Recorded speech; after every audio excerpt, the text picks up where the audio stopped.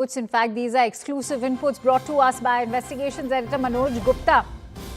In this exclusive news break, what we can tell you is India's long comfort with Awami League governments has been disrupted now as the new BNP-led government is all set to take over Dhaka. The new Bangladesh government faces extreme pressure, not just at home, but also scrutiny from abroad. BNP will now be under pressure from a strong Jamaat opposition and will force the government to change its foreign policy. Jamaat will be forcing them to tilt towards China and Pakistan and reduce its love for India. That is what top intel sources are telling us. Let's quickly take this forward with Pallavi Ghosh, who joins me on the broadcast as well. So, Pallavi, take this forward for us. Jamaat's historical and ideological proximity to Pakistan is what is currently raising concerns, even for BNP if it were to come to power. Will this be a tricky tightrope walk for them?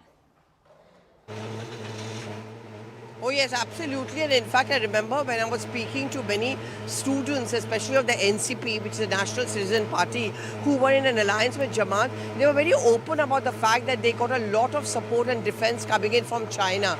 And both China and Jamaat would want the reasons why the Chinese influence on Bangladesh remains. You know, Chinese war the world over is not a political war, it's also just an ideological and economic war as well.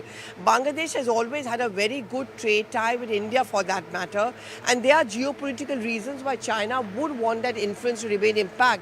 But as my colleague Manoj Gupta is putting out all these details, it is very, very clear that how the Jamaat, who mind you, in comparison to their previous performances, this time round they may seem to have crashed, but 60 to 77 seat win is not a bad one, given the fact that Jamaat, unlike the BNP, doesn't have that very solid ground organization. In a sense, they are going out on their own for the first time. Last time round, they were in alliance with the BNP. So the Jamaat's performance will always act as a pressure on the governance run by the BNP. And BNP at this point of time would want to take everyone along. So will it buckle under pressure coming in from Jamaat to have that Chinese influence?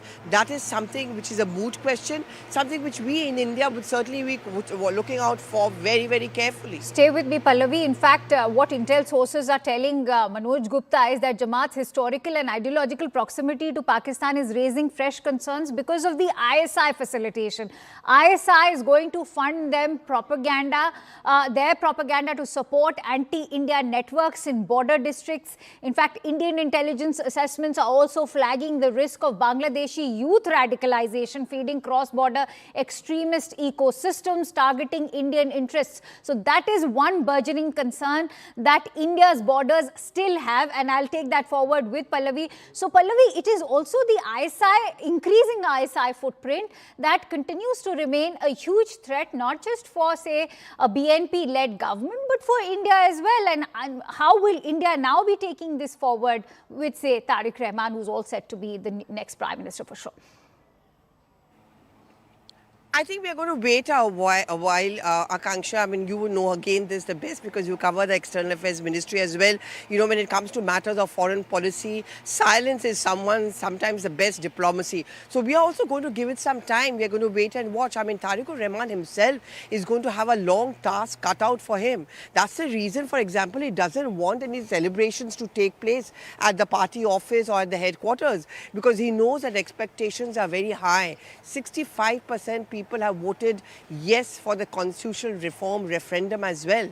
So his immediate concerns would be, one, political stability, second, economic reforms. He would need all hands on deck as far as the running of the parliament is concerned. So that is why the Jamaat would be important. I think at this point of time, he also has made it very clear, and in his many campaign speeches, he would make the point that we want to take all countries' international players along. So he wouldn't want to ruffle any feathers, certainly not India, and I guess not even Pakistan at this point of time, nor China.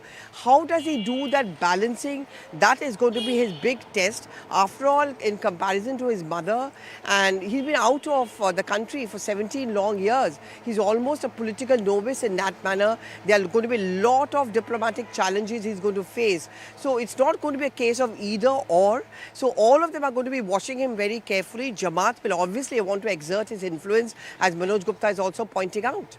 Absolutely. There's a lot of pressure on Tarique Rahman also, given that he's expected to carry forward that legacy that his mother has left behind, and perhaps that expectation that he also shapes up the India-Bangladesh ties, just like the way they were done under Begum Khalida Zia. Many thanks to you, Pallavi. Pleasure as always to have you on the broadcast.